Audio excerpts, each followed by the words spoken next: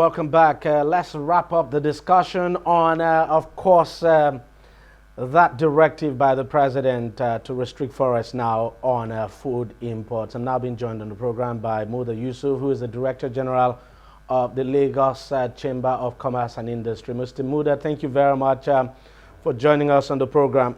I know your organization has also issued a statement not agreeing with the position of the president. Could you tell us exactly why you are not in support of this position of the president?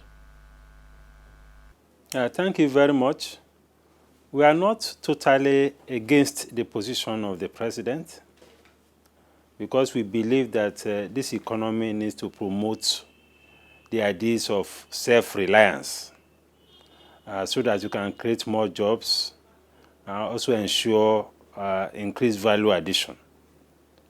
What we said was that we need to do these things strategically so that we don't create more problems than we are solving. Already as we speak, quite a number of food items are already on the FOREX exclusion list. Rice is on that list. You have poultry products. You have fish. You have tomato and tomato paste. You have palm oil. You have a whole range of items of food. Most of the things we consume here. Yes, most of the things we can produce here and there, they're already on that list. So one was just wondering what additional thing the president has in mind when he came up with that directive. So that is why we are asking that the central bank, which is supposed to be or which will be the agents of government that will execute or implement this directive, to come up with more details of exactly what the president has in mind. Because to say food items will be prohibited from the foreign exchange market, food items is a generic term.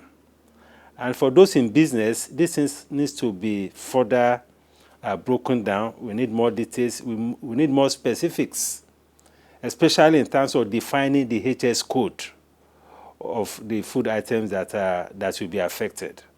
But beyond that, one also needs to caution ahead of all of this that we need to separate food items that come in form of food and those food items that comes in form of raw materials or intermediate products.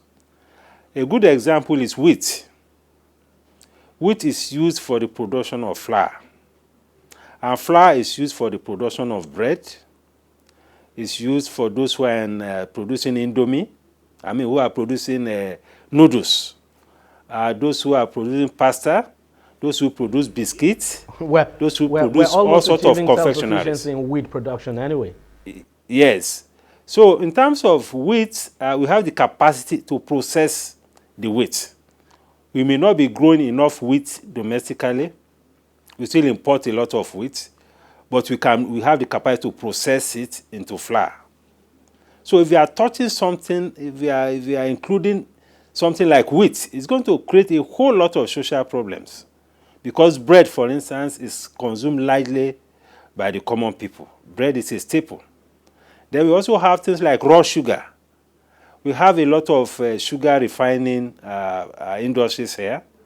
So if you put that kind of thing on the list, it will create a whole lot of problems for many industries. So these are the things that we don't we have the capacity, the local capacity for raw sugar? No, we don't have the local capacity. We are talking about the sugarcane plantation now being processed into raw. We don't have the capacity. We still have a whole lot of issues compared to the demand that we have. So as we speak, we still have a lot of importation of raw sugar. But that does not mean that what we produce, of course, we can consume whatever we produce, but it is not enough. So basically, and you need sugar in a lot of industries. So basically, what you are saying is that it's better to be systematic about it. For instance, we know we have some local capacity for raw sugar. So probably what we need to do is look at our local capacity and balance that out with what we actually need to import, and then probably we can begin to talk about forex restriction now on the balance that or the capacity that we have now? Exactly. That is the point we are making. So that you don't create a situation where you now continue to expand the informal economy, or you begin to create more businesses for smugglers. Because once you block legitimate rules, illegitimate rules will take over. And that is not good for this economy. But it's also not good to just issue a blank check and say people should feel free to import. Of course, of course, of course. We are in perfect agreement with government as far as that is concerned. What we are saying is that we need to be realistic with respect to what exactly is our capacity to produce these things. And we need to be sincere so that people who are in government are also not misled into believing that we already have the capacity. Because if you build policies on those faulty assumptions, it is the citizens that will suffer. It is the investors that will suffer. And we are talking about job creation. We are talking about revenue. If investors are not doing well, government cannot create jobs. Government cannot get revenue. That is why we believe that as part of this process, there has to be a very robust engagement with the stakeholders so that we're able to engage with government, engage with policymakers to look at the implications of this and how together and collectively we can achieve the objective that government wants to achieve. In terms of the Africa Continental Free Trade Area Agreement, what impact is this policy likely to have? Well, this policy is not consistent with the spirit of the Continental Free Trade Agreement. Because within that agreement, we are supposed to have a fairly liberalized trade system or processes within the African continent. In other words, if, for instance, some of these items that government is talking about are produced in either Ghana or Cote d'Ivoire or in Gambia or in Uganda or South Africa, it will be an infringement on the agreement if you now put a restriction on them. So it is not consistent with the principles of the Continental Free Trade Area. Because FOREX exclusion is a form of import restriction.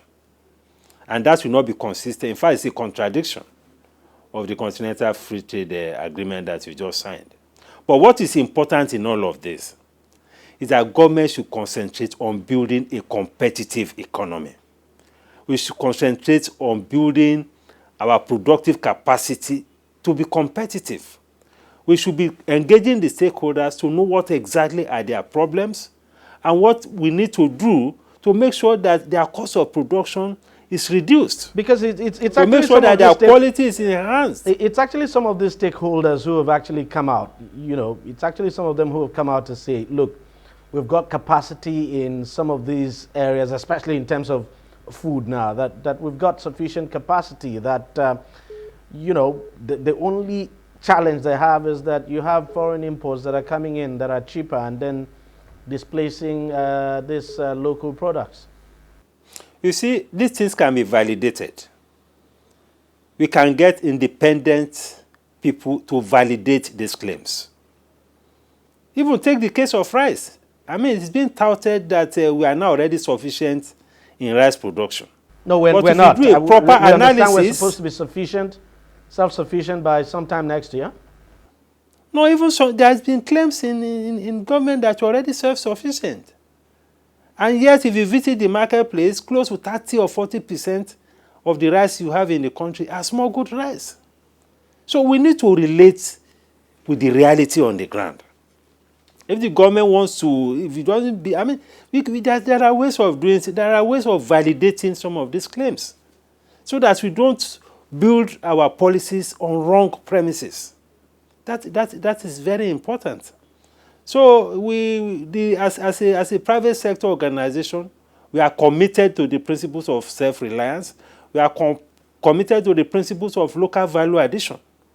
But we should do that in a very strategic way.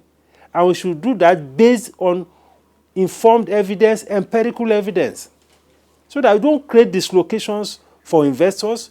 We don't escalate the risk of investment. And we also don't hurt the citizens.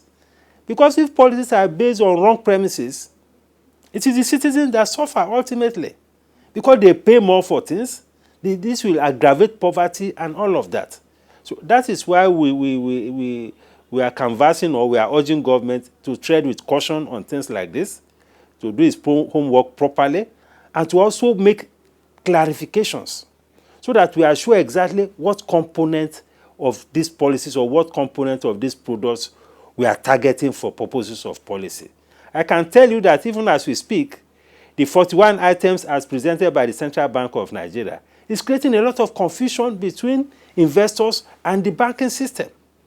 Because when you just mention an item like rubber products or furniture, there is no explanation, because there are some components of things that you need in some of these industries. But because the pronouncements are so generic, they are creating a lot of problems for investors. So we need a lot of clarity, and we need a lot of engagement with stakeholders in all of this. Well, we'll have to leave it there. Thank you very much, sir, for joining us on the program. Thank you very much. It's my pleasure. Okay, we'll take a short break now, and when we're back, we'll wrap up the program. On Deji 360, we don't just ask the questions. What is wrong with amending the Constitution the way the National Assembly members have been doing it? We seek answers. Constitution is constituent. Our problem is not lack of laws.